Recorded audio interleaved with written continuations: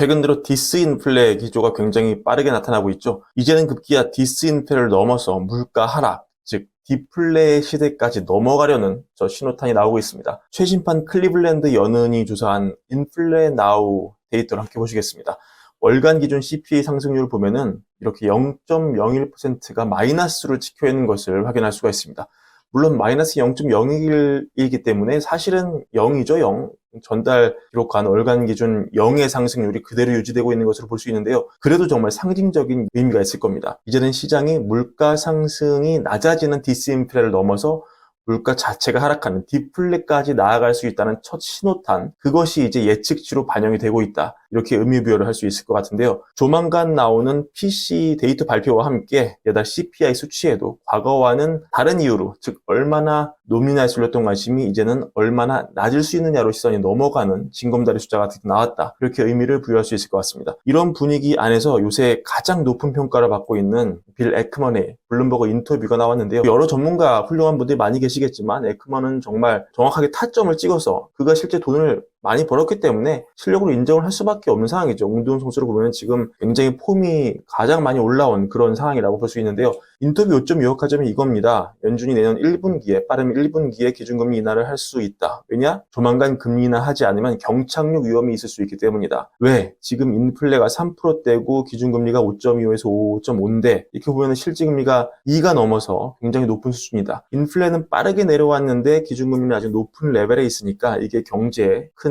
위협이 된다. 지나치게 긴축적인 상황이니까 빨리 기준금리 내려야 한다. 이런 논리였습니다. 또한 이날 보스틱 애틀랜타 연은 총재가 인플레 하향 추세가 계속될 것이며 향후 몇 달 동안 경제활동이 둔화될 것이라고 확신한다는 보고서를 쓰면서 완화적 분위기가 확산되는 데 기여를 했고요. 로레타 메스터 클리블랜드 연은 총재 역시 인플레가 우리 목표치인 2%를 상회하고 있지만 인플레에 대한 눈에 띄는 진전이 있었다고 말을 하면서 역시 비둘기적인 태도를 보였습니다. 이런 분위기를 타고 최근 페드와치 전망치 역시 굉장히 완화적으로 변하고 있는데요. 이 파란 선이 계단식으로 팍팍팍 내려가면서 굉장히 빨리 내려가고 있는 모습을 볼 수 있죠. 지금 5월 금리 인하 확률이 제가 캡처한 시간 기준으로 48.4가 찍혀서 시장이 굉장히 높게 예측을 하고 있는데 이제는 3월도 동결이 49.8에 인하가 46.2가 찍혀 있습니다. 거의 비등비등해진 그런 셈입니다. 이런 분위기라면 에크먼 얘기대로 내년 1분기, 즉 내년 3월에 금리를 내려도 사실 이상할 게 없는 그런 분위기라고 볼 수 있습니다.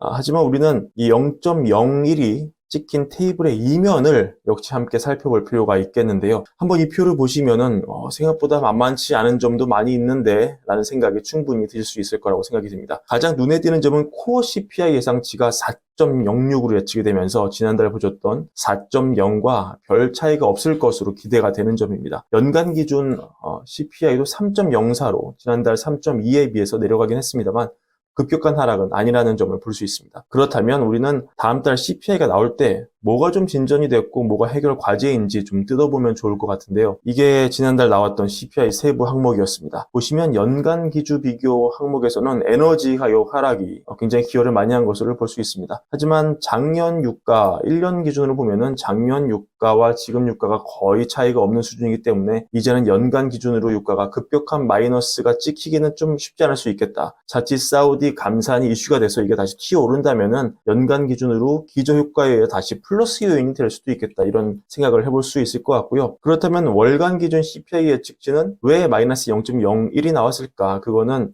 최근 유가 몇 달 좀 높았기 때문에 월간 기준 보면은 한 달 전 비해 마이너스 효과가 낮기 때문이다. 이렇게 정리를 좀 해볼 수 있을 것 같습니다. 즉 월간 기준 예측치가 마이너스로 찍힌 게 분명 큰 진전이기는 하지만 이게 완전히 인플레가 잡힌 신호탄으로 볼 수는 없다. 이렇게 정리할 수 있을 것 같은데요. 그렇다면 코어 CPI의 예측치는 앞으로 어떻게 우리가 합리적으로 봐야 되느냐? 일단 이 테이블상에 나온 4.06, 전달에 4.0이 나왔기 때문에 이 예상치는 우리에게 그다지 매력적으로 감동을 주진 않죠.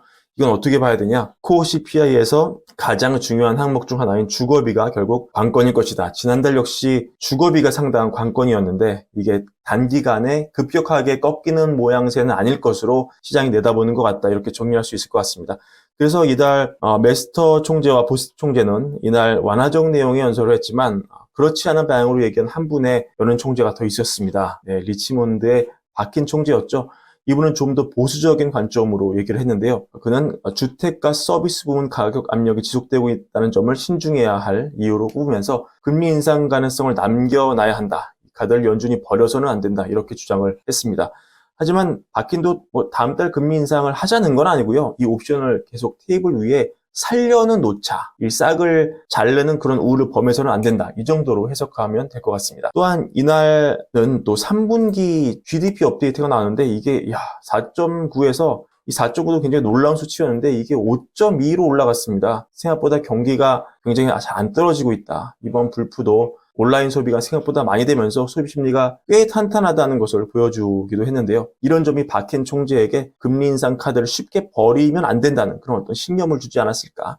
결국은 평가의 영역인 것이죠, 아직은. 그렇다면 이 관건이 되는 코 CPI를 좌지우지하는 주거비, 이 주거비를 우리가 중장기로는 어떻게 내다봐야 하느냐. 주거비를 전망하는 강력한 선행 지표가 있습니다. 그게 바로 진로우 렌트 인덱스인데요. 그래프를 보시면 아시겠지만 이 진로우가 내놓는 인덱스, 빨간색이죠. 이게 크게 한번 고점을 친 이후에 이 시차를 두고 CPI로 보는 주거비, PC로 보는 주거비 지표가 거의 동시에 고점을 찍고 내려오는 굉장히 시차에 연동되어서 높은 상관관계를 그리는 그런 모습을 볼 수 있습니다.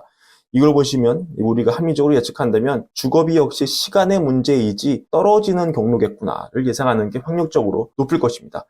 왜냐하면 진로 인덱스는 이미 2022년 초에 고점을 찍고 내려오는 상황이고 약 1년의 시차를 두고 CPI에서 보는 주거비가 역시 고점을 찍고 내려오는 중이기 때문에 얼마나 끈적이게 내려오느냐의 문제지 이 주거비가 다시 역주행해서 올라가는 그림은 아닐 것이다. 이런 점 여러분 머릿속에 담아가시면 좋겠습니다. 오늘 역시도 완화적인 분위기가 시장을 강타하면서 10년물 금리 상당한 폭의 하락을 보였고요. 단기금리 2년물 역시 가파른 하락폭을 보였습니다.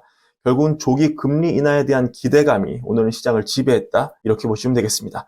오늘 브랜비어는 이 정도로 정리를 마치고요. 더 좋은 콘텐츠 가지고 또 다시 찾아오겠습니다. 구독과 좋아요, 주변 분들에게 추천도 역시 함께 부탁드립니다. 감사합니다.